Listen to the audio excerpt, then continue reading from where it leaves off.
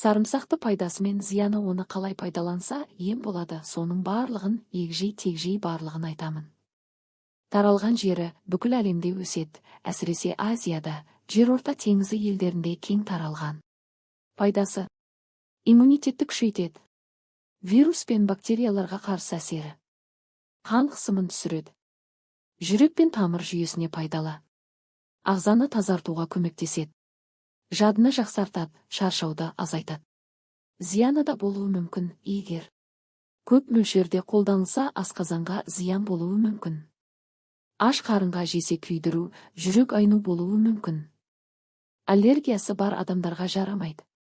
Қолдану жолдары: тамаққа қосу, ет, сорпа, салаттарға. Ботқа немесе тұнба жасап ішу. Суық тигенде балмен араластырып қолдану. Сарымсақтың құрамында не бар?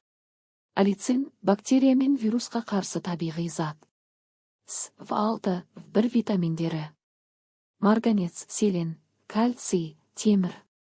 Антиоксиданттар жасушаларды қорғайды. Халық медицинасында қолданылуы: 1. Суық тиюге қарсы. 1 түйір сарымсақты ұсақтап балмен араластырып жейді. Буынға шырынын жағады. 2. Құрттарды, глисті, қууға. Ұсақталған сарымсақты сүтпен бірге ішеді.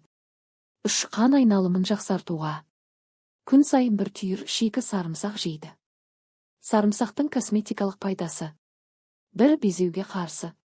Сақталған сарымсақты безеудің үстіне жағады, бірақ ұзақ қалдырмау керек. 2. Шашты күшейту үшін сарымсақ майын немесе шырынын бас терісіне жағып 30 минуттан кейін жуу.